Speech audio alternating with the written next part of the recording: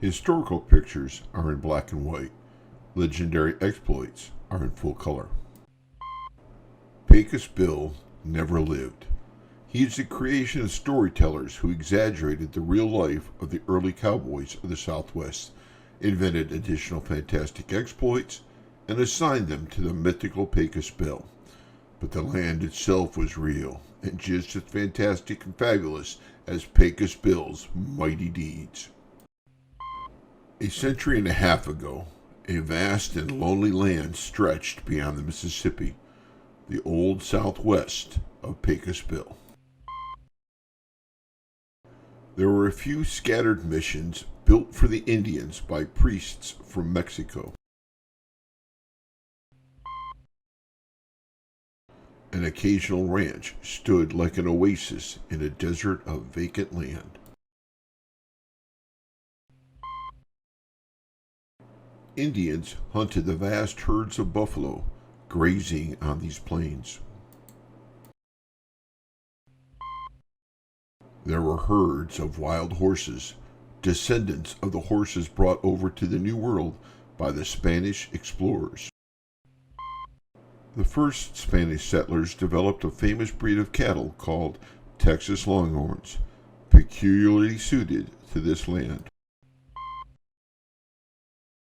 By 1830, American settlers began to enter this little-known land.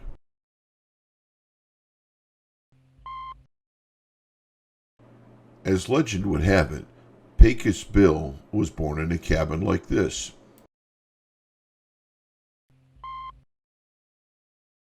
Here, Bill's mother drove off a group of hostile Indians with her broom. Soon afterward, Bill's father hitched up his horse and cow and set out for newer lands.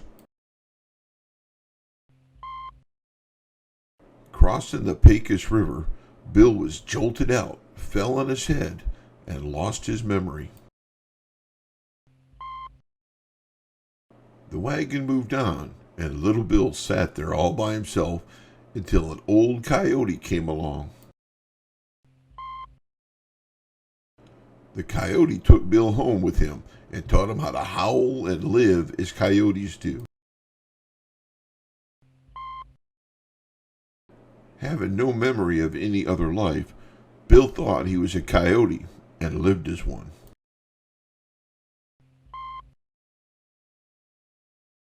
He learned to speak the language of the animals, including the mountain lion.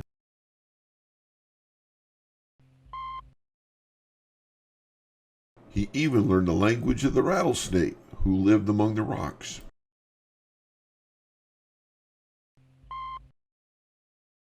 And other prairie dogs, who lived in underground burrows and talked to each other by barking.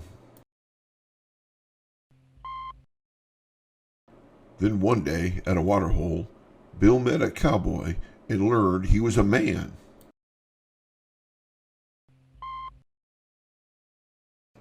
Seeing that Bill would make a mighty fine cowhand, the cowboy invited him to the ranch.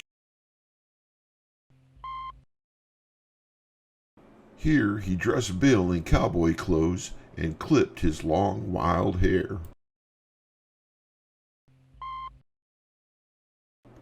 The ranch hands set out to teach Bill all they knew of shooting and knife throwing. Right from the start, Bill took to cowherding. He invented the lasso to make the catching of cows easier,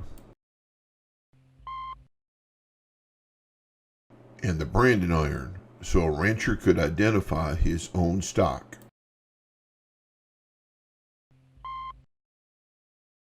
And who but Bill invented the chuck wagon so cowboys could be fed hot meals on the trail.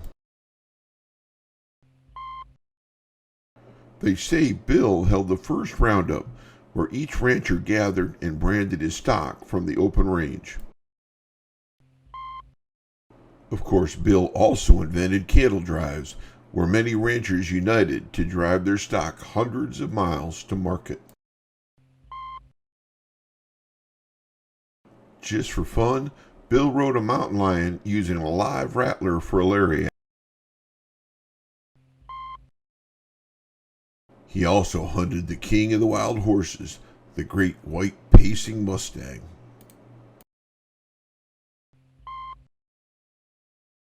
Bill caught him, mounted, and rode him until the pacer knew Bill was his master.